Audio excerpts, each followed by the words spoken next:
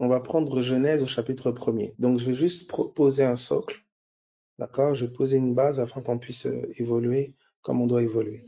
Donc, prenons ensemble Genèse chapitre 1er à partir du verset 1er. Donc, je vais prendre 3 textes. Genèse chapitre 1er à partir du verset 1er. On prendra Jean chapitre 1er et on prendra 2 Corinthiens 4 à partir du verset 6. 2 Corinthiens 4 verset 6. Donc, ok, donc on se laisse conduire. Hein. Genèse chapitre 1er. Genèse chapitre 1er. Donc, je vais rentrer par cette porte-là. Pour poser vraiment, je prie que le Seigneur nous donne vraiment que ce qui va être partagé puisse vraiment aller dans la direction de ce qu'il est en train de me montrer, m'enseigner sur le plan personnel. Donc voilà, donc Genèse chapitre 1er à partir du verset 1er. Genèse 1:1. Ok. Gardez ces 3 textes-là. Avant d'entrer dans ces 3 textes-là, on va prendre d'abord 2 écritures. 3 même. Donc gardez ces écritures-là, n'oubliez pas, je vais revenir. Merci Seigneur. Donc, on va aller d'abord dans Colossiens 1 à partir du verset 24. On va prendre Colossiens 1, 24, 2 Corinthiens 3, 14. Colossiens 1, 24, 2 Corinthiens 3, 14 et Jean 5, 39. Donc, je reprends. Dans un premier temps, d'accord, c'est une base que je poserai tout à l'heure pour pouvoir évoluer beaucoup plus poussé dans ce qu'on veut évoluer. Donc, j'ai dit Genèse 1 à partir du verset 1er, Jean 1 à partir du verset, on commencera à partir du verset 6, c'est bien. On va prendre Jean 1, 3 plutôt. Donc, Genèse 1, 1, Jean 1, 3 et 2 Corinthiens chapitre 4, verset 6. Ça, c'est les 3 passages que nous prendrons tout à l'heure. Ensuite, pour ce qui est des passages de maintenant, pour pouvoir nous introduire sur ces passages-là, pour ensuite aller encore naviguer ailleurs. On va prendre donc 2 Corinthiens 3 au verset 14, Colossiens 1, 24 et Jean 5, 39. C'est bon? Ok. Donc, je commence par Colossiens 1 à partir du verset 24. Colossiens 1, 24. Allons-y. Colossiens 1, 24. Donc, je lis. Tac. Ok. Donc, je me réjouis maintenant dans mes souffrances pour vous, et ce qui manque aux souffrances de Christ, je l'achève en ma chair pour son corps qui est l'Église. D'accord? Donc, on avait déjà vu ensemble, grosso modo, je fais vraiment résumer, c'est considéré comme des bases, donc on passe rapidement. Donc ici, l'apôtre Paul est en train de dire, Christ continue de souffrir au travers de moi pour l'Église. Ce qui manque aux souffrances de Christ, je l'achève en ma chair pour son corps qui est l'Église. Donc l'apôtre Paul ici identifie sa chair au corps de Christ. Et il dit que Christ continue de souffrir au travers de lui pour l'Église. D'accord? Ensuite, on continue nous sommes au verset 25. C'est d'elle que j'ai été fait ministre, selon la charge que Dieu m'a donnée auprès de vous, afin que j'annonce pleinement la parole de Dieu. Donc il dit qu'il a reçu une charge auprès de l'Église, une charge lui a été donnée, il l'a pas prise lui-même, il se l'est pas inventé, il s'est pas autoproclamé, c'est Dieu qui donne les charges. C'est pas à toi de commencer oui parce que moi j'aime bien faire ça, parce que oui moi dans le monde par exemple j'étais un bon informaticien, mais maintenant je vais devenir un informaticien de Jésus. Mes amis, c'est pas l'esprit ça. Ça c'est la chair. Si maintenant le Seigneur veut utiliser ton savoir de pêche pour te donner de pêcher des âmes au lieu de pêcher du poisson, gloire soit rendue à Dieu. S'il veut utiliser ton esprit analytique, qui est sans doute peut-être une grâce divine pour te donner de comprendre d'autres mystères, gloire ou d'autres choses dans le royaume, gloire soit rendue à Dieu. Mais sachez-le, le talent humain n'est pas la garantie du don divin. C'est différent. Ce n'est pas parce que dans le monde, dans la société ou autre, tu étais talentueux sur le plan humain par rapport à telle chose, que ça veut dire que c'est le talent de Dieu en Christ. Ce n'est pas vrai. Voilà pourquoi la parole dit qu'il a choisi les choses faibles, il a choisi les choses viles, méprisables, etc. Parce que c'est le Saint-Esprit qui confère les dons. C'est le Saint-Esprit qui va prendre la forme qu'il veut prendre en toi comme il veut. Voilà pourquoi celui qui n'est pas qualifié, celui qui est nul, celui qui est zéro dans le monde, celui qui ne savait peut-être pas faire grand chose, eh ben, en Jésus-Christ, il a sa place dans le corps par la puissance du Saint-Esprit. C'est le Saint-Esprit qui communique la charge. Alors ici, l'apôtre Paul dit ceci: la charge a été conférée. C'est pour ça que je veux t'encourager, toi, profondément. Hein, toi qui peux te considérer avoir été déconsidéré dans la chair, te considérer peut-être sans valeur. Tu as peut-être été considéré sans valeur, tu as peut-être été méprisé, etc. Il faut que tu le saches, que dans le royaume de Dieu, la donne est différente. Dans le royaume de Dieu, l'ancien toi est crucifié, il est mort. Maintenant, en Christ, tu vis dans une nouvelle identité. Tu vis dans un nouveau toi. D'accord? Donc, le Saint-Esprit te confère, d'accord, une habilité, il te confère une vie, il te communique une vie qui n'a rien à voir avec ta vie d'en bas, qui n'a rien à voir avec ton statut d'en bas. D'accord? Donc, des fois, il y a comme ça des choses où il faut être prudent par rapport à ça. Oui, parce que j'étais président dans le monde, alors je serai président en Christ. Mon ami, tu peux avoir été un SDF en Christ, un SDF dans le monde et être un président en Christ. Tu peux avoir été un président en Christ et un SDF dans le royaume. Bon, je ne pense pas parce qu'il a fait de nous tous des rois. C'est ça qui est magnifique. Donc, béni soit Dieu. Alors, regardez ce qui est dit ici. Ce que je veux mettre l'accent, c'est que je veux que tu comprennes que ton statut social ne garantit pas ta place dans le royaume. Ce qui garantit ta place dans le royaume, c'est la présence de Christ. C'est Christ, c'est le mystère de Jésus révélé. C'est Jésus qui garantit notre place dans le royaume, dans le ciel. C'est lui, c'est sa présence. D'accord? C'est pas nos talents humains. Alors, regardez ceci maintenant. Nous sommes là dans Colossiens nous sommes maintenant au verset 25. Le verset 25. Il est dit, c'est d'elle que j'ai été fait ministre, d'accord, selon la charge que Dieu m'a donnée auprès de vous, afin que j'annonce pleinement la parole de Dieu. Donc, je précise toujours, il est dit ici, afin que j'annonce pleinement la parole de Dieu. Pas à moitié, pas un dixième, pas un quart, pleinement. Donc, on nous dit ici que l'apôtre Paul a annoncé pleinement la parole de Dieu. Autrement dit, si un message diffère de celui que l'apôtre Paul a annoncé, c'est bizarre, déjà. Une chose très importante. Tu dois comprendre l'intelligence dans laquelle Paul a parlé et Paul a prêché. On va le voir ensemble. D'accord? Donc ici, Paul dit qu'il a annoncé pleinement la parole de Dieu. Il n'a pas annoncé à moitié. Il a annoncé pleinement. Et regardez ce qu'il dit. Il dit la parole de Dieu. Ensuite, il dit le mystère caché. D'accord? Il commence par dire la parole de Dieu. Ensuite, il dit le mystère caché de tout temps et dans tous les âges, mais révélé maintenant à ses saints. Dieu a voulu leur faire connaître la glorieuse richesse de ce mystère, savoir, d'accord, parmi les païens, savoir Christ en vous, ou d'autres versions disent Christ au milieu de vous. Donc ça, on l'a déjà vu, d'accord, c'est très basique. La parole de Dieu, c'est le mystère de Christ, d'accord. La parole de Dieu, c'est pas premièrement des versets. Tu peux connaître les versets par cœur. Tu peux apprendre des versets par cœur. Tu peux connaître toute la Bible par cœur. Ça ne veut pas dire que tu connais la parole de Dieu. La parole de Dieu est une personne, c'est une révélation.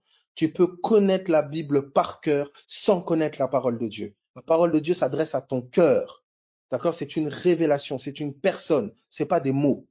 Ça, c'est très important, s'il vous plaît. Soyez profondément conscients de ça. Beaucoup pensent que prêcher les versets ou parler les versets, c'est prêcher la parole de Dieu. Non. Prêcher la parole de Dieu, c'est prêcher Jésus. Jésus est la parole. Les pharisiens avaient les versets. Le serpent dans le désert avait des versets, mais il n'avait pas la parole. La parole est une personne. La parole, c'est Christ.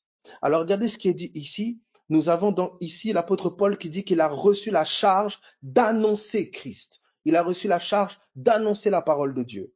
Alors maintenant, nous pouvons aller dans 2 Corinthiens au chapitre 3, à partir du verset 14. 2 Corinthiens 3, 14. Donc je considère aujourd'hui que c'est du poussé, c'est pas des bases, c'est du poussé. Donc on va assez rapidement pour aller là où le Saint-Esprit vraiment veut nous conduire. 2 Corinthiens chapitre 3, à partir du verset 14. 2 Corinthiens 3, 14. Est-ce que ça va pour tout le monde? Mettez Y si c'est OK. Hein, écrivez Y si c'est OK. 2 Corinthiens 3, 14. OK. Donc je lis. Il est dit ceci. Mais ils sont devenus durs d'entendement. Mais ils sont devenus durs d'entendement. Donc ils ont du mal à comprendre.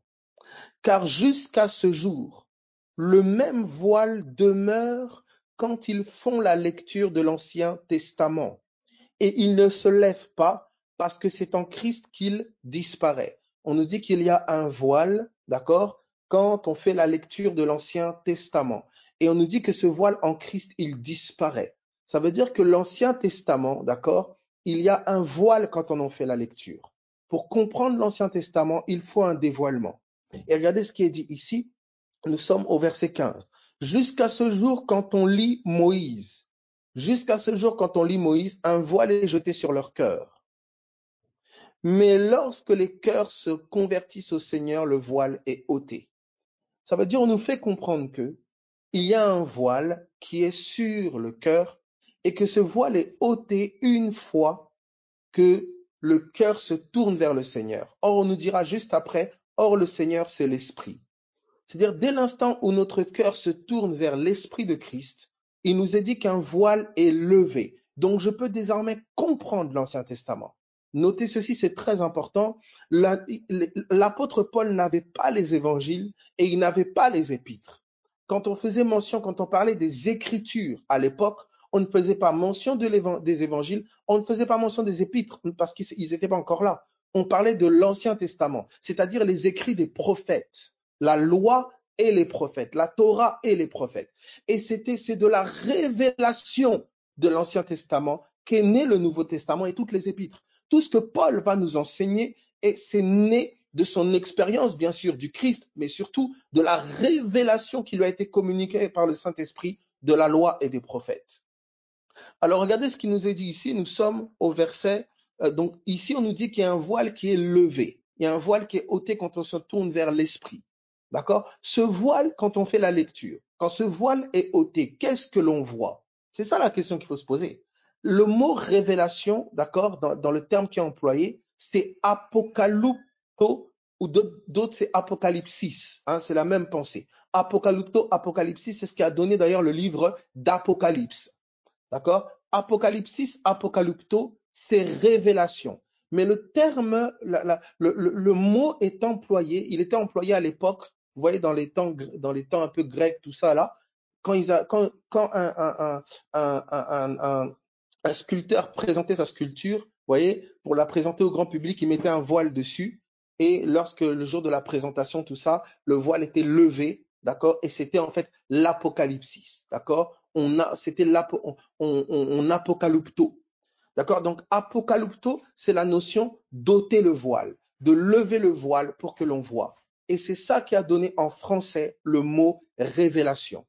D'accord? Donc, une révélation, c'est une apocalypsis.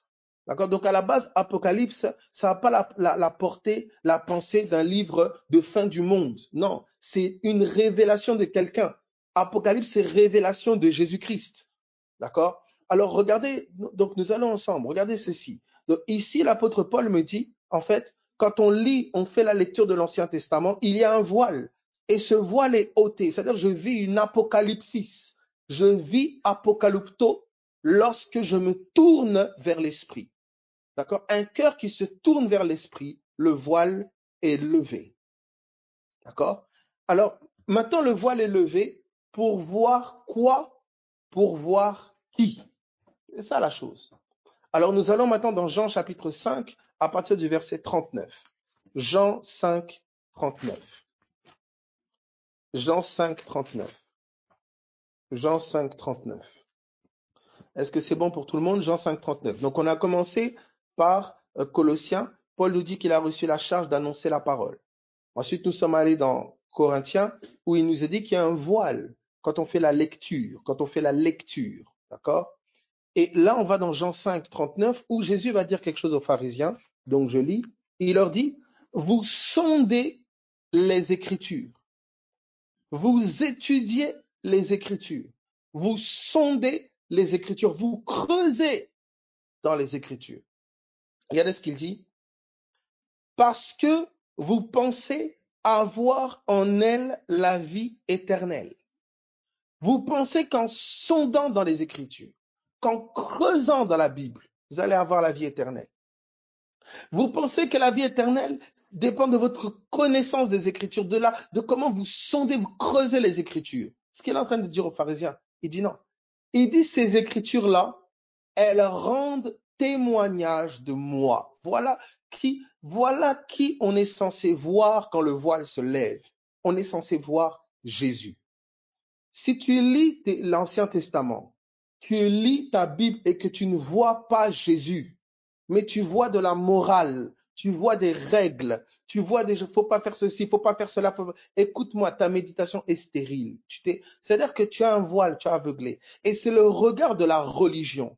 La religion tire des règles des Écritures, alors que le Saint-Esprit, le royaume de Dieu, nous révèle et nous dévoile Jésus. Jésus est en nous, il est la vie qui est en nous. Et lorsque nos yeux le voient, nous sommes transformés par obéissance à la même image de gloire en gloire. Alors ici, il dit aux pharisiens, il dit, vous sondez les Écritures parce que vous pensez trouver en elles la vie, mais elles rendent témoignage de moi. Elles rendent témoignage de moi et vous refusez de venir à moi pour avoir la vie. Ça veut dire qu'ils avaient les Écritures dans les mains, mais ils ne venaient pas à Jésus. Ah, mes amis, attention à ça. Tu peux avoir la Bible dans les mains, tu cites les versets, tes cheveux même s'allument quand tu cites les versets. Cependant, tu es loin de Jésus-Christ. D'accord?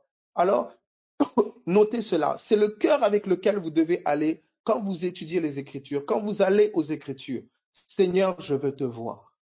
Montre-moi. Parce que si je te vois, mon cœur te voit. Si mon cœur te voit, mon cœur te saisit, alors quelque chose se passe en moi. Si seulement je peux te voir, si seulement le Saint-Esprit peut m'être révélé, si on peut me révéler Christ, c'est avec ce cœur-là. C'est pas avec le cœur de oui, dans la Bible, on doit faire, la Bible dit, il faut faire comme ça, on doit faire comme ça, on doit faire comme ça. Écoutez, vous pouvez approcher les Écritures selon l'arbre de vie ou l'arbre de la connaissance du bien et du mal. Voilà comment beaucoup de prédicateurs sont devenus des prédicateurs de morale, sont devenus des prédicateurs de la connaissance du bien et du mal.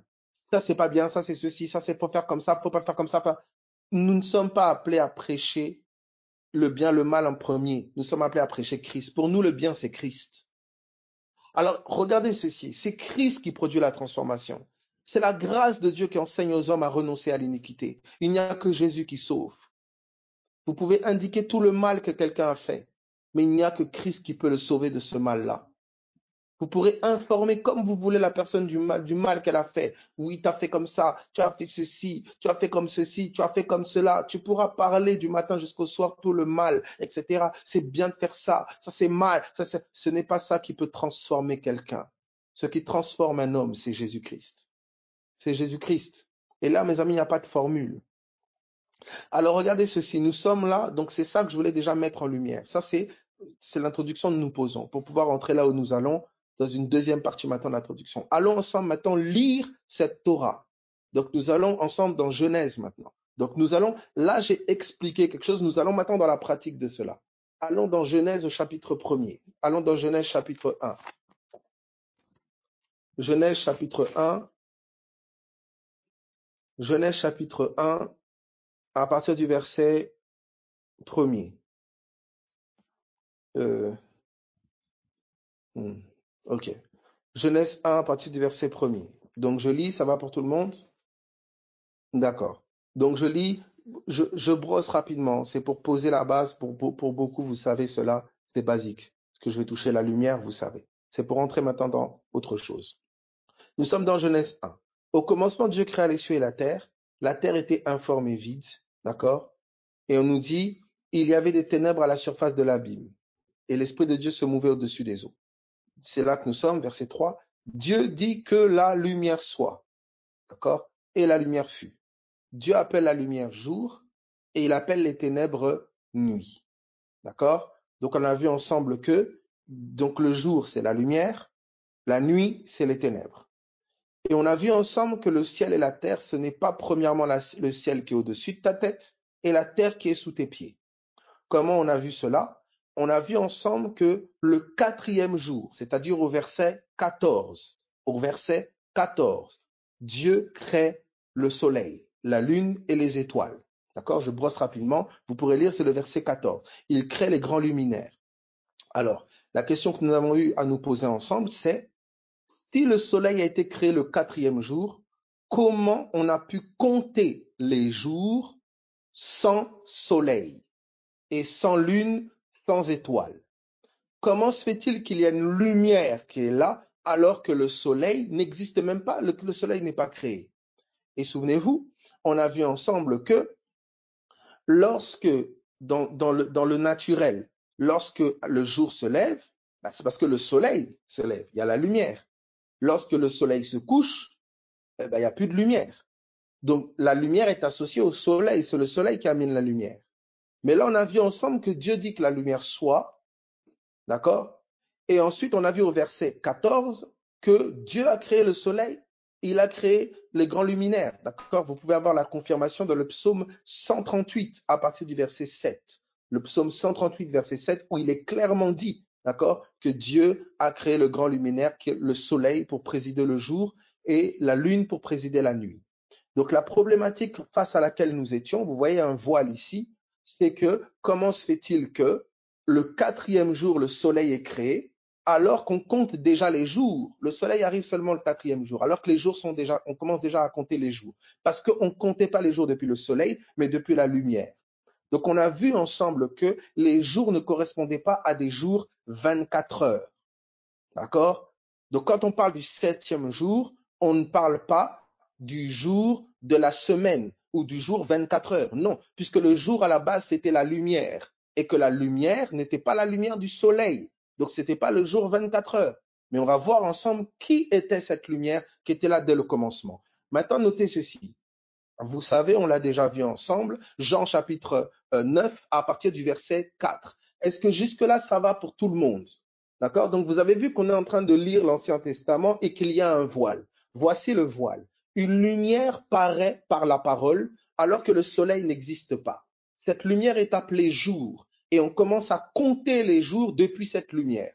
Mais quand on arrive au quatrième jour, Dieu crée le soleil. Alors voici la problématique qui se pose. C'est pour ça qu'il nous faut une révélation. Comment se fait-il qu'il y avait une lumière alors qu'il n'y avait pas de soleil?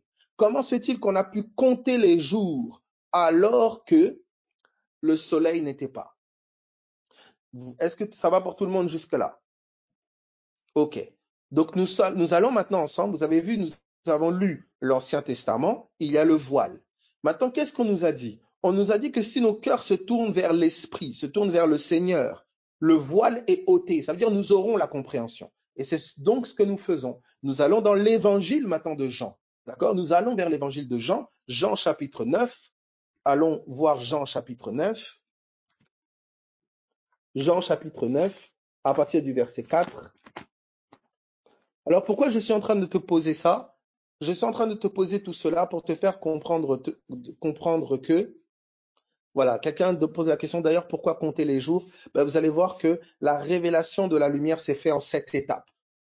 On aura l'occasion d'entrer là-bas. Chaque jour était une révélation de la lumière, en fait. D'accord? Chaque jour était une révélation de la lumière, on va le voir. Et la dernière révélation, c'était bien sûr le repos. C'est pour ça que vous allez voir que quand Christ va venir, il vient comme le sixième. D'accord? La sixième révélation, Christ dans la chair. Et celle qui nous fait rentrer dans le repos, c'est après la croix. J'aurai l'occasion d'y toucher. Voilà pourquoi il dit, nous qui croyons, nous entrons dans le repos. D'accord? Donc le Shabbat, le septième jour, c'était la dernière révélation de Jésus. Vous voyez? Le dévoilement de Christ. Ça n'a rien à voir avec un dimanche ou un samedi ou un vendredi. Vous voyez comment, c'est comme ça que la religion s'installe. Quand il y a une mécompréhension de la révélation de Christ. Alors, regardez maintenant ceci. Et nos étapes de révélation sont en lien avec ces étapes, bien sûr, bien sûr. On va voir ensemble, pas aujourd'hui peut-être, mais évoluons. Alors nous sommes dans Jean, nous sommes dans l'évangile de Jean au chapitre 9, voilà. Évangile de Jean, chapitre 9. Donc nous allons voir ensemble, vous voyez, nous allons voir ensemble cette lumière, d'accord? Évangile de Jean, chapitre 9. Alors pourquoi c'est important? Abel, pourquoi ça me sert à quoi de savoir ça? Ben, ça te sert à savoir que quand Christ est venu dans ta vie, si tu dois savoir qu'est-ce que la lumière, le jour, c'est pas quand le soleil se lève. Le jour, c'est quand la lumière vient dans ta vie. Ça veut dire que si la lumière n'est pas dans ta vie, tu es dans la nuit. Tu es dans la nuit. Et la nuit, il y a des esprits qui travaillent. Des esprits travaillent la nuit. C'est important. On va voir ensemble que la parole de Dieu, elle nous révèle un monde. Elle nous dévoile un monde. Tout un monde, toute une réalité. Être chrétien, c'est pas de la bonne morale. C'est pas être quelqu'un de sympa, voilà, on fait des pique-niques, on est que cool, Raoul. Non, mes amis, on t'a introduit dans le monde de Dieu. On t'a introduit dans la réalité de Dieu par Jésus-Christ. Dans cette réalité, l'amour a tout un sens, c'est toute une réalité, tout un message. La sagesse, la puissance, la sainteté, le pardon. Vous comprenez, c'est un monde où toutes ces vertus sont vraiment une réalité. Et vous allez voir que toutes ces vertus sont Christ. Dans cette réalité, Christ est l'amour. L'amour, c'est pas que je te prends dans tes bras, je te fais des bisous, bisous, bouchou. Non, l'amour, c'est Christ manifesté. Christ est l'amour dans cette réalité-là. Christ est la sagesse. La sagesse ne vient pas parce que j'ai vieilli, j'ai des cheveux blancs. La sagesse est une personne. Ça veut dire que même le petit enfant peut être rempli d'un esprit de sagesse et te donner des paroles de sagesse avec force et puissance. Vous comprenez, dans cette réalité-là, on va voir ensemble. Dans ce monde-là, Christ est tout. Voyez? Mais dans l'Ancien Testament, c'était voilé. On ne pouvait pas le voir. Voilà pourquoi lorsque vous lisez l'Ancien Testament, vous êtes en train de lire la lumière, vous lisez les jours, mais vous ne voyez pas que cette lumière et ce jour n'est personne d'autre que Christ. C'est pour ça que vous allez voir que Dieu ne parlait que le jour. Et Dieu n'a pas parlé la nuit. Il y a eu un soir, il y a eu un matin. Dieu n'a parlé que le jour parce que Dieu parle en Christ. Alors regardez ce qui est dit, nous sommes dans Jean 9. Regardez ce qu'il va nous dire dans Jean 9. Pourquoi l'importance du jour? Regardez Jean chapitre 9. À partir du verset, Jean chapitre 9, à partir du verset, nous sommes au verset 4. Il faut que je fasse tandis qu'il est jour. Il faut que je fasse tandis qu'il est jour les œuvres de celui qui m'a envoyé. Il faut que je fasse tandis qu'il est jour les œuvres de celui qui m'a envoyé. La nuit vient où personne ne peut travailler. La nuit vient où personne ne peut travailler. C'est Jésus qui parle. Si tu ne comprends pas le jour et la nuit selon Christ, tu peux commencer à refuser tous les travaux de nuit. J'ai connu des gens comme ça qui disent non frère, on ne peut pas travailler la nuit. Jésus a dit que la nuit vient, personne ne peut travailler.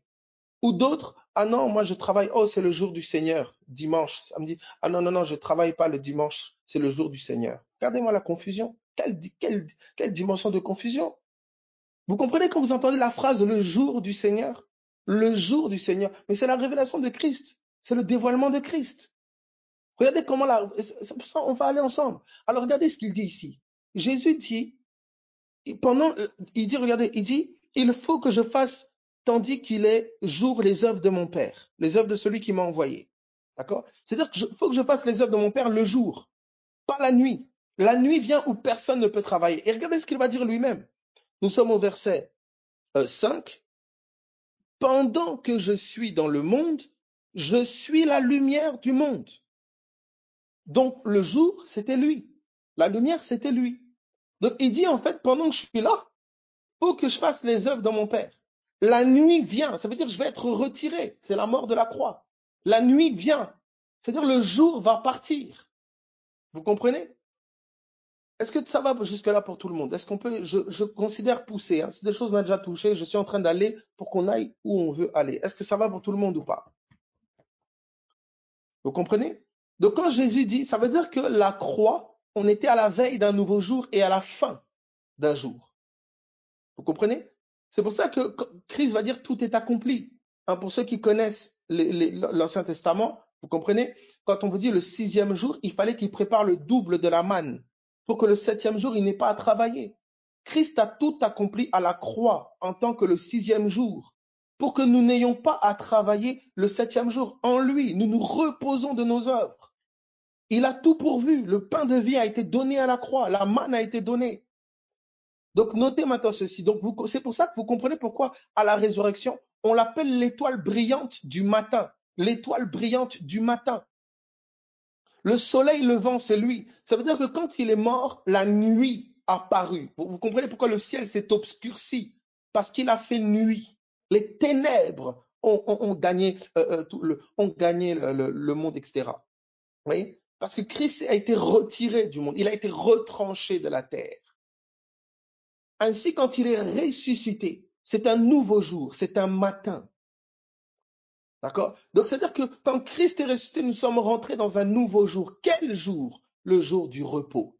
Parce qu'en lui, tu n'as pas à venir avec tes œuvres.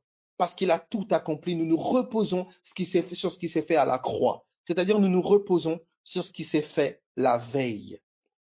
Voilà pourquoi vous qui êtes chargés et fatigués, venez à moi, je vous donnerai du repos. D'accord? Donc c'est important. Vous voyez comment la révélation du jour t'amène dans un tout nouveau style de vie. Premièrement, un style de vie où ce n'est pas pour toi un jour de la semaine qui est le jour du Seigneur. Mais pour toi, Christ est le jour du Seigneur. Et donc, tous les jours, c'est ton jour du Seigneur. Le lundi, le mardi, le mercredi, le jeudi, le vendredi, etc. Voilà pourquoi si cette enseigne, vous comprenez pourquoi cette confusion fait que vous avez des gens qui vivent d'une certaine manière la semaine, et puis le dimanche, ils sont tout mignons, tout gentils. Vous comprenez? Parce que, en fait, la tradition fait que les choses sont ainsi. La tradition fait que on a fait, en fait, du samedi pour certaines religions, vendredi pour d'autres, et du dimanche pour le christianisme, le jour du Seigneur. Alors les gens vont être tout pimpants, vont être tout parler poli, vont tout être tout ce que vous voulez le dimanche. Mais la semaine, eh ben, bon, on peut se permettre. C'est une mécompréhension profonde. Ouais. Un manque de révélation de Christ. Alors regardez ceci. Alors j'ai beaucoup de familles parfois, parfois de jeunes gens ou d'enfants j'ai entendu. Oui, moi, si j'allais pas le dimanche, tout ça, je suis excommunié, je suis rejeté, je sais pas quoi. On te voit pas le dimanche, oui, mais t'étais où? Tout ça, etc. Vous voyez, c'est cela. Ça amène, en fait, ça amène tout un monde. Ouais. Où les gens vont pas travailler le dimanche. Ah oui, j'ai connu des jeunes qui faisaient du football très très bon, qui pouvaient pas aller jouer leur match important parce que c'était le dimanche matin. Vous voyez, parce qu'on a inculqué ça aux gens. Alors les gens ont comme une culpabilité. Ah, dimanche, je suis pas allé à l'église. Vous voyez, or qui est l'accusateur? Mais c'est Satan. Et il accuse sur la base de quoi? Sur la base de la transgression de la loi. Parce qu'il faut le savoir, le 7e jour comme Shabbat, c'est la loi de Moïse. Et Christ est venu nous dévoiler la loi de Moïse. Il est venu nous en donner la révélation. Alors regardez ceci. Pourquoi je pose cela? Regardez la suite. Alors regardez ceci. Nous allons maintenant dans Jean 1 que j'ai donné tout à l'heure. Jean chapitre 1er pour avoir la profondeur justement. Ok, tout accompli m'empêche que l'autre est toujours là. Oui, le sabbat est de la loi, c'est Moïse. C'est le 7e jour. Bon, là, ça nous fait encore entrer dans autre chose. Alors, regardez, nous sommes dans Jean. En fait, le Shabbat n'est pas à la base, le Shabbat, le repos qu'on appelle, c'est pas un jour de la semaine. C'est une personne. Mais comme Christ n'était pas encore révélé, vous voyez, ça s'est présenté comme un jour de la semaine où on disait aux gens de ne plus rien faire. Vous comprenez? Parce que Dieu est en train de commencer en fait, il a commencé par les choses de la terre pour que nous comprenions les choses célestes. Le Shabbat d'en bas, c'est un jour de la semaine. Mais le Shabbat d'en haut, c'est Christ. Nous ne sommes plus d'en bas, nous sommes d'en haut. C'est pour ça qu'on vous dit que personne ne vous juge pour un jour, une nouvelle lune ou des fêtes, etc.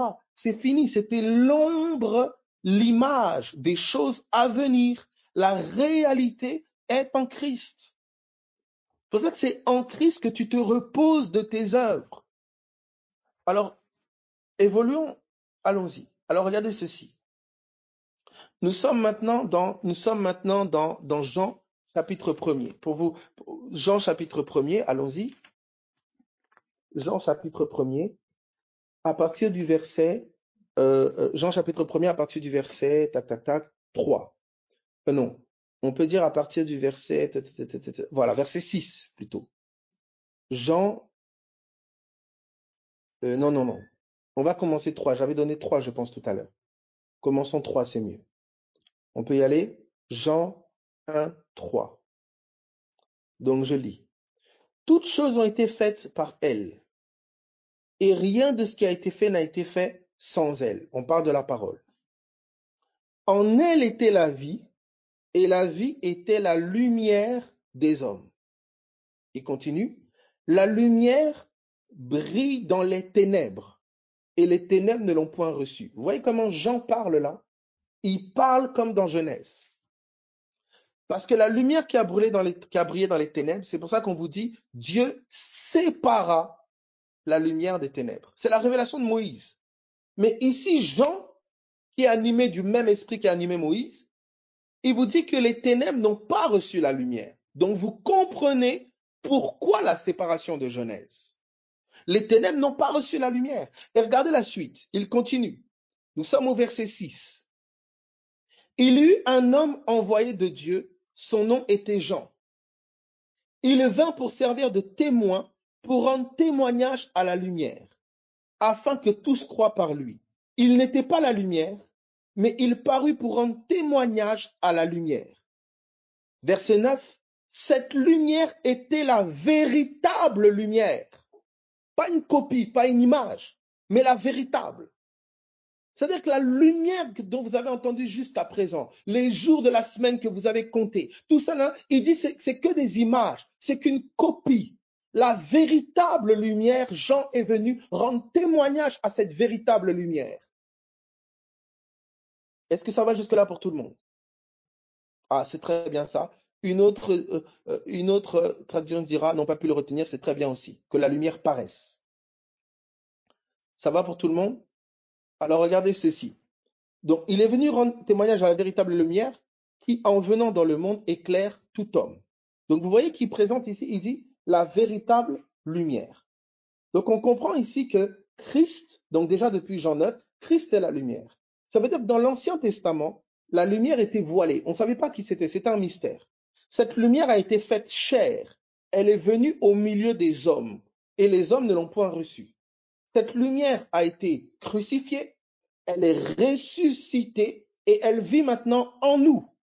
C'est comme ça maintenant que nous suivons toujours cette lumière. Donc quand nous avons vu la lumière dans Genèse, la lumière était voilée. On ne sait pas qui c'est. Elle est un mystère.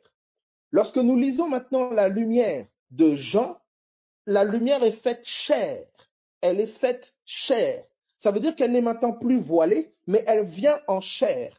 Et ensuite, quand nous lisons maintenant 2 Corinthiens au chapitre 4, à partir du verset 6.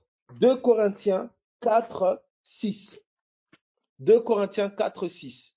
D'accord, je le répète, je vais assez rapidement. Tout ça, ce sont des choses déjà vues. Nous sommes dans le poussé aujourd'hui, donc on est en train d'aller quelque part. 2 Corinthiens 4, à partir du verset 6. 2 Corinthiens 4, 6. Est-ce que ça va pour tout le monde? 2 Corinthiens 4, 6. Alors, c'est beau de voir en fait que, waouh, la pensée qui me vient maintenant que je parle, en fait, vous êtes en train de voir le Leilecha. Leilecha, c'est voyager vers soi. Écoutez attentivement. On a vu la lumière dans Genèse, d'accord? Cette lumière a été faite chair et cette lumière est venue au-dedans de nous. Donc, en fait, c'est comme si la lumière, d'accord, a voyagé. Et son voyage, quel a été son voyage? C'est de passer de l'extérieur à l'intérieur. En fait, c'est le voyage d'Abraham. Mais ça, on y touchera, on touchera autre chose là, ça vient d'arriver, donc on touchera une autre fois. Mais notez ceci, nous sommes dans Genèse 1, vous avez vu la lumière. Genèse, Jean 1, la lumière vient en chair, d'accord? La lumière vient en chair, et nous sommes maintenant dans 2 Corinthiens 4, 6, pour regarder ce qui nous est dit. Car Dieu qui a dit, d'accord? Dieu qui a dit, que la lumière, Dieu qui a dit, la lumière brillera du sein des ténèbres, a fait briller la lumière dans nos cœurs. Vous comprenez? Donc on est passé d'une lumière extérieure à une lumière intérieure. On est passé d'une lumière extérieure inconnue à une lumière faite chair que tous les hommes ont vue à une lumière intérieure. Est-ce que quelqu'un comprend ce que je dis? Alors, et comprenez maintenant, c'est pour ça que vous allez voir cela maintenant pour tout, pour absolument tout. Vous allez voir la manne extérieure, la manne qui est venue en chair. Il dit, je suis le pain de vie. Et la manne maintenant qui est venue en toi. Est-ce que ça va jusque-là pour tout le monde?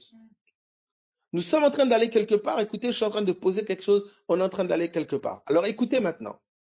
Quand Christ, la lumière extérieure, c'était sur le plan naturel. C'est la lumière du jour. Vous comptez les jours de la semaine. Lundi, mardi, mercredi. C'est la lumière extérieure. C'est l'état le plus bas. La lumière est venue en chair. On l'a vue. Elle est venue en chair au milieu des hommes. D'accord? Donc sa réalité, c'était l'humanité. Elle est venue au milieu des hommes. Sous la forme humaine.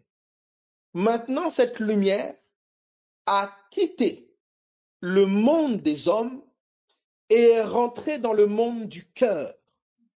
ou dans le monde du cœur, elle est la parole. Est-ce que quelqu'un comprend ce que je dis? S'il vous plaît, écoutez attentivement. C'est pour ça que vous avez vu Josué, Joshua, faire la guerre et renverser les forteresses à Canaan. Ensuite, vous avez vu Christ venir et sauver Israël, sauver les hommes par son sacrifice en croix. Et vous avez vu maintenant ce Christ venir dans le cœur de l'homme, renverser les forteresses qui sont les raisonnements. Donc, dans votre lecture maintenant, est-ce que tout le monde est en train de voir ça? On passe en fait d'un Christ extérieur à un Christ en chair, donc un Christ extérieur voilé, un Christ en chair et un Christ qui vient au-dedans de nous. Est-ce que tout le monde voit cela? Ça va pour tout le monde? Donc regardez bien, on est passé en fait d'un monde extérieur à un monde intérieur. Ça va pour tout le monde? Ok, ok. Quelqu'un dit je bug. C'est normal, le bug est normal. Alors, regardez. C'est pour ça, mes amis, vous allez comprendre que le Seigneur bâtit son monde en nous. Christ doit régner dans ton cœur. Tu peux vivre beaucoup de choses à l'extérieur, des miracles, tout ce que tu veux. Mais si Christ ne siège pas au-dedans de toi, en fait, c'est passer à côté même de l'évangile. Christ en nous est l'espérance de la gloire. Donc, je reprends. Vous avez, je mets en lumière 3 grandes étapes. La première étape, c'est un Christ qui est voilé. On l'a vu ensemble, Genèse 1. On voit une lumière et on comprend que c'est une lumière bizarre, puisque cette lumière-là, elle existe alors que le soleil n'est pas créé. Donc on comprend que c'est une lumière bizarre, comme une manne, un pain qui vient du ciel. Il a été préparé dans quel four? Vous comprenez? Donc en fait, Dieu déjà depuis, il nous parlait un agneau dont le sang va protéger tout un peuple de la destruction. Ça, c'est le sang de quel agneau? C'est quelle sorte d'agneau? Ok. Donc regardez maintenant. Dans l'Ancien Testament, c'était l'ombre, l'image. Donc quand vous prenez Genèse 1, donc là j'ai pris une image parmi d'autres. Hein. D'accord? Il y en a. Tout l'Ancien Testament parle de Jésus. Partout. Tu ne vois pas Christ dans l'Ancien Testament, tu es aveugle. Et si quelqu'un vous prêche l'Ancien Testament sans vous révéler Christ, ce n'est pas une révélation. Une révélation nous dévoile Jésus. Oui, j'ai eu une révélation. Oui, tu dois commencer à manger des cacahuètes tous les jours. Ça, c'est pas une révélation, ça. Une révélation te dévoile Jésus. Ça révèle Christ. Christ est le cœur de Dieu. Il est le cœur du ciel. Est-ce que ça va pour tout le monde? Est-ce que ça va pour tout le monde? Ok. Alors, notez ceci. Donc, dans l'Ancien Testament, on a vu que dans Genèse 1, on voit une lumière qui est là. Mais cette lumière-là est bizarre, puisque cette lumière existe alors que le soleil n'est pas. D'accord? Donc, cette lumière-là, quand on se tourne maintenant vers le Seigneur, on arrive maintenant dans l'Évangile. Dans l'Évangile, on découvre, mais une lumière aussi, la véritable lumière. Donc, on comprend que c'est cette lumière-là du commencement. Cette lumière est là maintenant, elle est en chair. C'est-à-dire cette lumière n'est plus un jour de la semaine, cette lumière est un homme. Vous comprenez? C'est le même langage, mais c'est plus le même monde. Je répète, c'est le même langage, mais ce n'est plus le même monde. Dans l'Ancien Testament, cette lumière, on dit, elle est le jour. Et on compte des jours. Donc tu t'imagines la lumière, soleil, tout ça. Mais maintenant, on arrive dans les évangiles et on te dit, voici, il y a une lumière. Et cette lumière, on te présente un homme. Donc on voit maintenant que la lumière a changé de forme. Elle prend la forme d'un homme au milieu des hommes. Mais ensuite, on continue, on avance, et cette lumière maintenant n'est plus devant mes yeux en homme et en chair, elle est maintenant au-dedans de moi. C'est-à-dire, elle devient la parole. Donc vous comprenez que c'est la même lumière, mais qui au cours des âges a changé de forme. Est-ce que quelqu'un est en train de comprendre? Ça veut dire quand Moïse a dit que la lumière soit, vous entendez? La lumière a paru au milieu des ténèbres. Quand Jean vous présente la lumière, c'est un homme qui vient au milieu d'hommes. Et quand Paul vous parle de la lumière, c'est une parole qui vient au milieu des pensées de mon cœur. On a là déjà 3 mondes avec toujours Christ, mais dans des formes différentes. Est-ce que tout le monde voit ça? Chambelidas. Ça va pour tout le monde? Et vous en fait, c'est ce que voilà, c'est pour ça que vous allez comprendre les épîtres de Paul, dans la lecture profonde des épîtres. L'apôtre Paul a un dévoilement extraordinaire, c'est pour ça qu'il dit, vous pouvez vous faire une idée de l'intelligence que j'ai du mystère. Quand il vous dit que le rocher qui suivit Israël, c'était Christ, waouh! Comment cela est dévoilé? D'où vous pouvez voir un rocher qui donne de l'eau. Vous comprenez? Donc voilà, donc c'est ça. Paul a eu un dévoilement de l'Ancien Testament. Et ce rocher est venu au milieu des hommes. Jésus a dit, si tu crois en moi, des fleuves d'eau vive jailliront de ton sein, parce qu'il était le rocher. Et ce rocher est venu habiter en nous. Vous voyez? C'est comme ça que le roc maintenant est dans nos cœurs. Donc voici le voyage de la parole. C'est une réalité extérieure à une réalité intérieure. On est passé d'un Christ mystère extérieur à un Christ révélé au-dedans de nous. Voilà pourquoi l'apôtre Paul dira, si nous avons connu Christ selon la chair, nous ne le connaissons plus ainsi. Ça veut dire aujourd'hui, Jésus se rencontre dans nos cœurs. C'est depuis ton cœur seulement que tu peux rencontrer le Seigneur. Est-ce que ça va jusque-là pour tout le monde? Ça va? Est-ce qu'on peut évoluer? Ok, gloire à Dieu. Alors, regardez maintenant ceci. Donc vous comprenez que je touche, retire, j'ai pas, par rapport à quoi? Donc vous allez comprendre maintenant que quand on touche à Jésus, on touche déjà à des mondes différents. Un monde extérieur, un monde intérieur. C'est ça que les gens ont beaucoup. C'est pour ça qu'il faut, vous savez, sans l'enseignement, c'est quand même quelque chose. On peut vraiment dire des fois, mais n'importe quoi à un niveau qui est vraiment extraordinaire. Mais béni soit Dieu, que Dieu vraiment garde, parce que on peut dire des choses aujourd'hui et découvrir demain que on disait n'importe quoi. Que le Seigneur nous fasse grandir. Mais une chose est certaine, c'est que on s'approche toujours plus de la justesse quand on ne porte dans nos bouches que Christ. Vous voyez, toute révélation tend toujours vers une plus grande connaissance de Christ. Vous voyez, si on parle de révélation avec des grandes connaissances là, et que c'est pas Jésus qui en est la révélation, c'est pas des révélations. C'est de la connaissance de la Bible. Tu vas commencer à connaître plein de versets, ça fait mal à la tête. Mais quand tu comprends que tout parle de lui, tout parle de Jésus, ben ta Bible, elle se simplifie. Parce que tout le monde parle de la même personne. Moïse a parlé de Jésus, Ésaïe a parlé de Jésus, Joël a parlé de Jésus, Sophonie a parlé de Jésus, Ésaïe a parlé de Jésus. Ok. Ah, d'accord. Le Leilecha. Ok. En fait, Abraham, vous voyez, quand on dit Abraham, quitte ton pays, quitte ta patrie, quitte la maison de ton père. Quand on dit Abraham là de quitter, d'accord, en hébreu, c'est Leilecha. Leilecha qui signifie en fait la connotation, la pensée de cette traduction, c'est voyager vers soi. Voyager vers soi. En fait, c'est un voyage de l'extérieur vers l'intérieur. C'est ça le terme en fait en hébreu, que cache, ouais. Et c'est une puissante révélation que même peut-être eux-mêmes n'ont pas compris. Voilà, c'est va vers toi-même, c'est ça la chose. Vous voyez, quitte, exactement. Maintenant, en fait, on comprend que lorsque c'est le voyage que Christ a fait. Vous voyez, vous voyez comment on a décrit la lumière là. Elle est venue de l'extérieur et elle nous a donné d'aller vers nous-mêmes.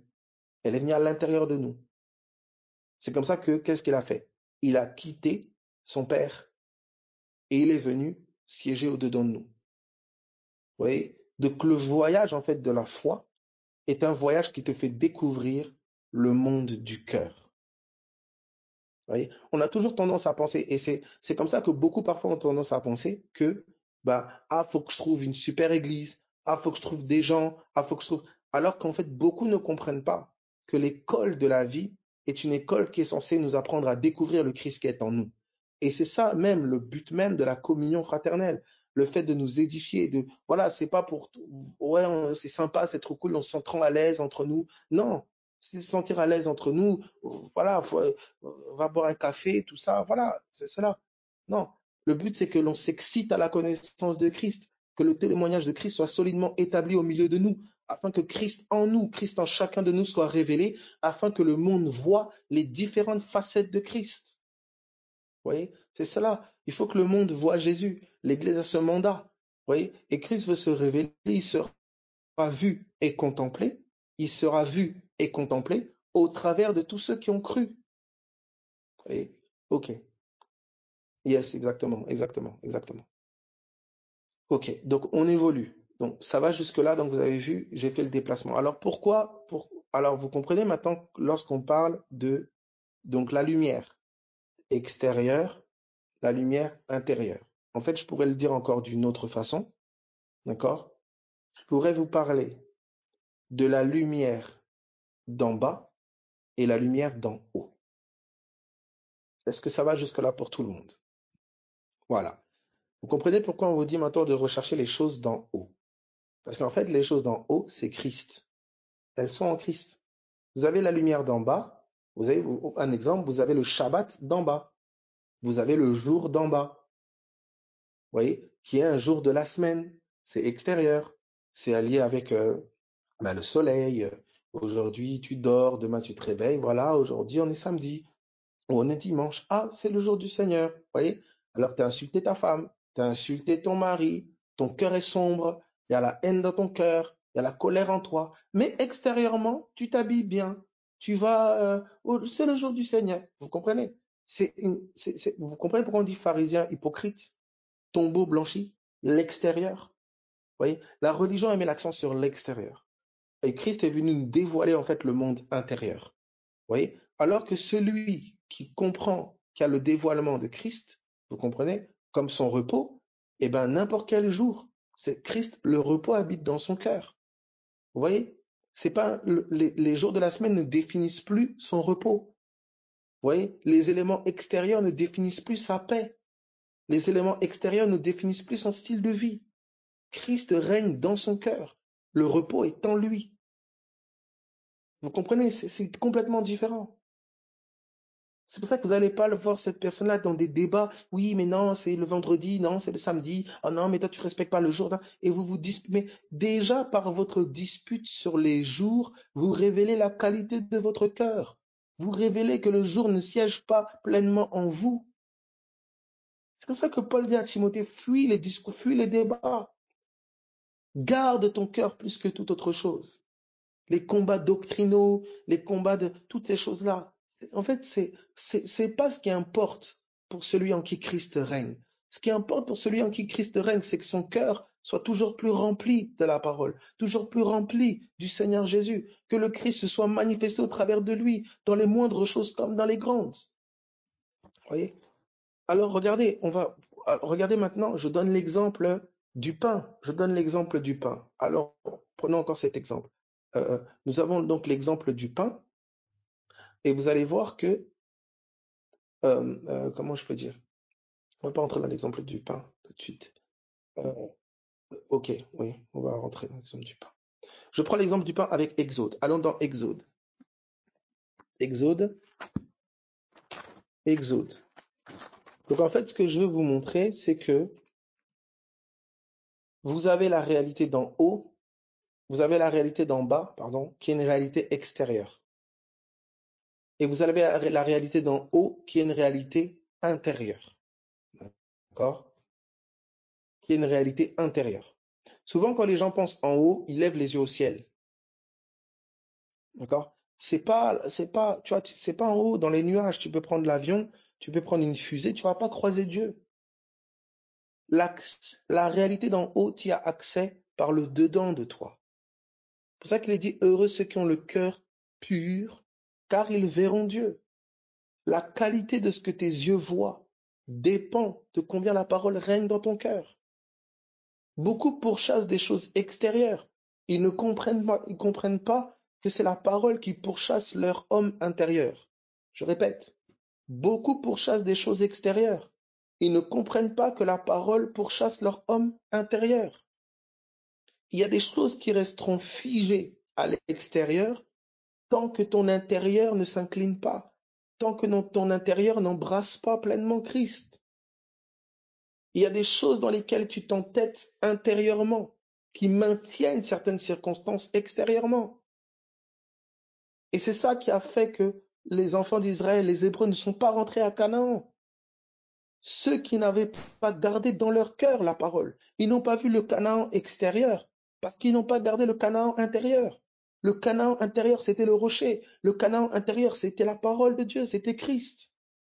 C'est pour ça que l'apôtre Paul vous dira que je souhaite que vous prospériez à tous égards, comme prospère l'état de vos âmes. Quand tu traverses des situations où tout à l'extérieur semble obscur, c'est que tu es censé apprendre à vivre par la lumière de l'intérieur. Jésus nous l'a dit. Jésus a dit, celui qui marche pendant le jour, il trébuche pas, il voit la lumière du jour. Mais celui qui marche pendant la nuit, c'est-à-dire à l'extérieur, matin il fait nuit, il dit, il trébuche parce que la lumière n'est pas en lui. C'est-à-dire que lorsque l'extérieur est sombre, lorsque l'extérieur est obscur, tu es dans l'école de la lumière intérieure. C'est-à-dire c'est une école pour toi afin que ton intérieur soit bâti. Beaucoup ne saisissent pas cela. Parce que beaucoup ont les yeux sur papa, maman, mon mari, ma femme, mon enfant, les choses extérieures. Et ils ne pensent qu'à la réussite extérieure, ils ne pensent qu'à arranger à l'extérieur, à pouvoir faire prospérer à l'extérieur, mais oubliant que c'est la prospérité intérieure qui prime. À quoi sert-il à un homme de gagner le monde entier si c'est pour perdre son âme? Voilà comment dans beaucoup de circonstances, parfois d'épreuves et de situations extérieures, beaucoup laissent l'amertume, la colère, l'aigreur gagner leur intérieur. Il ne doit pas en être ainsi, frères et sœurs. Alors regardez ce qui est dit ici. Il est dit nous sommes dans Exode. Exode au chapitre, quand tu connais la vérité, tu es un homme, une femme libre. Quand tu commences à t'ancrer, quand ton être intérieur s'ancre dans la parole, et on va voir le rôle de la bouche dans ça. Mais Satan, il aura trop de mal avec toi, trop de mal. Parce que Satan tire toute sa force des éléments extérieurs. Il va secouer tes finances, il va secouer ta chair, ton corps, ta santé. Il va secouer les dires des gens, les calomnies, fermer les portes. Il va secouer à l'extérieur pour que ton intérieur soit troublé, pour que ta bouche soit prise en otage. Ok, donc évoluons. Alors regardez maintenant ce qui est dit. D'accord? Donc vous allez voir que dans cette réalité intérieure, de la même manière que extérieurement, de la même manière qu'extérieurement, il y a des lois, il y a une manière de travailler, il y a une manière de... Voilà, vous allez voir que dans la réalité intérieure, votre bouche joue un rôle fondamental. Le monde intérieur est bâti par la parole, il est bâti par les paroles. Le monde du cœur est bâti par les paroles. C'est ça que Jésus essaie de nous faire comprendre. Vous voyez, le monde extérieur n'est pas du tout comme le monde intérieur. Le monde intérieur est bâti par la parole, par vos bouches là. On va voir cela ensemble. Regardez, donc dans Exode. Nous sommes dans Exode au chapitre 16. Exode au chapitre 16, d'accord? Donc vous voyez, à chaque fois que vous lisez l'Ancien Testament, vous êtes en train de lire des réalités extérieures. Mais en fait, ces réalités-là, quand le Seigneur ôte le voile, elles basculent en réalité intérieure. Et c'est fascinant. C'est fascinant. Regardez, là vous avez, donc nous sommes dans Exode chapitre 16. Exode 16, d'accord? À partir du verset, on peut prendre à partir du verset 4. Verset 4. Est-ce que c'est bon pour tout le monde? Exode 16, 4. Est-ce que c'est bon? Ok. Exode 16, 4. Alors regardez, il est dit ceci. L'Éternel dit à Moïse, voici, je ferai pleuvoir pour vous du pain, du haut des cieux. Le peuple sortira et en ramassera jour par jour. Vous voyez? Il dit, je ferai pleuvoir pour vous du pain du haut des cieux. Déjà, quand tu lis ça, tu dois t'installer. Tu dis, bon, ok. Du pain qui tombe du ciel. D'accord? Nickel. Voilà, un pain qui tombe du ciel. Il continue. Il dit, je sais pas, il peut leur donner de la farine pour voir je sais pas quoi.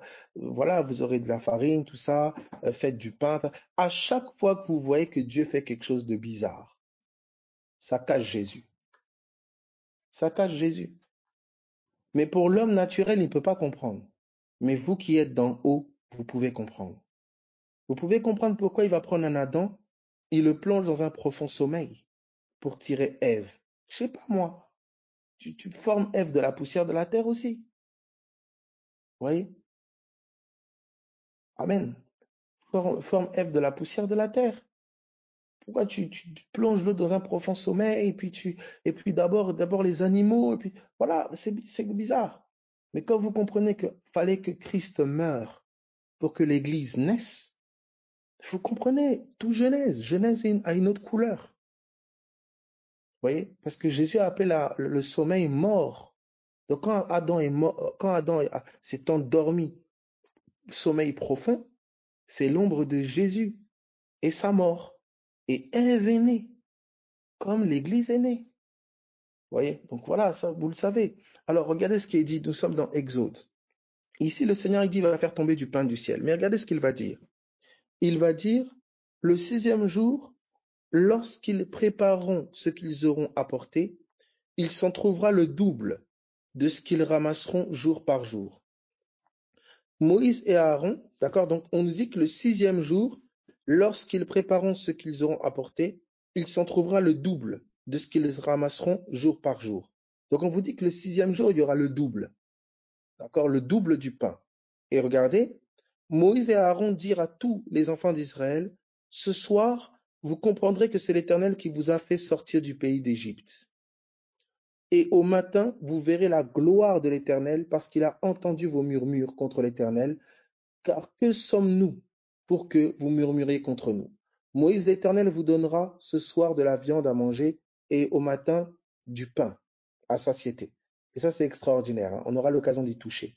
Il dit, il donne la viande le soir et le pain le matin. On y touchera. Il dit ceci, parce que l'Éternel a entendu les murmures que vous avez proférés contre lui, car que sommes-nous, etc. Donc nous arrivons à, voilà, verset 12, d'accord? J'ai entendu les murmures des enfants d'Israël, dis-leur, entre les 2 soirs vous mangerez de la viande, et au matin vous vous rassasiez de pain. Et vous saurez que je suis l'Éternel votre Dieu. Le soir il survint des cailles qui couvrirent la main, etc., etc. D'accord? Verset 14, quand cette rosée fut dissipée, d'accord? Il y avait à la surface du désert, aïe, aïe, aïe, aïe, aïe. Il y avait à la surface du désert quelque chose de menu comme des grains, quelque chose de menu comme la gelée blanche, d'accord, sur la terre. Les enfants d'Israël regardèrent et ils se dirent l'un à l'autre, qu'est-ce que cela? Car ils ne savaient pas ce que c'était. Moïse leur dit, c'est le pain que l'Éternel vous donne pour nourriture. Voici ce que l'Éternel a ordonné, que chacun de vous en ramasse ce qu'il faut pour sa nourriture, un homère par tête, suivant le nombre de vos personnes. Chacun en prendra pour ceux qui sont dans sa tente. Les Israélites firent ainsi, et ils en ramassèrent les uns plus, les autres moins.